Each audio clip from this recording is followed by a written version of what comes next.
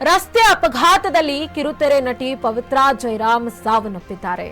ಆಂಧ್ರ ಪ್ರದೇಶದ ಕರ್ನೂಲು ಸಮೀಪ ಸಂಭವಿಸಿದ ಅಪಘಾತ.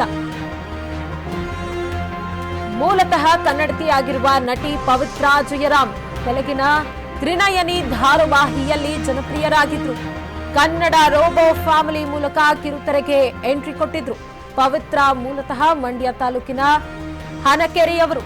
ರೋಬೋ ಫ್ಯಾಮಿಲಿ, ಜೋಕಾಲಿ, ರಾಧಾರಮಣ ಧಾರಾವಾಹಿಯಲ್ಲಿ ನಟಿಸಿ ಜನಪ್ರಿಯರಾಗಿದ್ರು ಪವಿತ್ರ.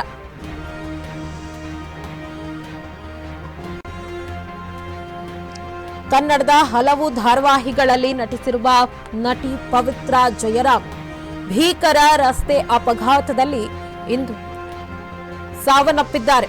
ಮಂಡ್ಯದವರಾಗಿದ್ದ ಪವಿತ್ರ ತೆಲುಗಿನ ತ್ರಿನಯನಿ ಧಾರಾವಾಹಿ ಮೂಲಕ ತೆಲುಗು ಪ್ರೇಕ್ಷಕರಿಗೂ ಹತ್ತಿರವಾಗಿದ್ರು. ಕರ್ನಾಟಕ ಮೂಲದ ನಟಿ ಪವಿತ್ರ ಜಯರಾಮ್ ಕಾರು ಅಪಘಾತದಲ್ಲಿ ನಿಧನ ಹೊಂದಿದ್ದಾರೆ. ಅವರಿಗೆ ಸುಮಾರು 35 ವರ್ಷ ವಯಸ್ಸಾಗಿತ್ತು. ಕನ್ನಡದ ರೋಬೋ ಫ್ಯಾಮಿಲಿ ಹಾಸ್ಯ ಧಾರಾವಾಹಿ ಮೂಲಕ ನಟನೆಗೆ ಎಂಟ್ರಿ ಕೊಟ್ಟಿದ್ದ ಪವಿತ್ರ ಜಯರಾಮ್ ಅದಾದ ಬಳಿಕ ಹಲವು ಧಾರಾವಾಹಿಗಳಲ್ಲಿ ನಟಿಸಿದ್ರು. ತೆಲುಗಿನ ಜನಪ್ರಿಯ ಧಾರಾವಾಹಿಗಳಲ್ಲಿಯೂ ಸಹ ಪವಿತ್ರ ನಟಿಸುತ್ತಿದ್ರು. ಪವಿತ್ರ ಜಯರಾಮ್ ಕನ್ನಡ ಪ್ರೇಕ್ಷಕರಿಗೆ ಮಾತ್ರವಲ್ಲದೆ ತೆಲುಗು ಪ್ರೇಕ್ಷಕರಿಗೂ ಸಹ ಬಹಳ ಹತ್ತಿರವಾಗಿದ್ರು.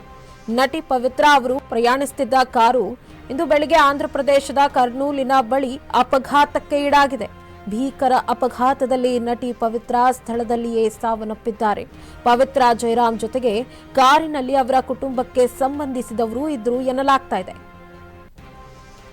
ಅವಾಗ ಇನ್ನಷ್ಟು ಮಾಹಿತಿ ಹೊರಬರಬೇಕಿದೆ.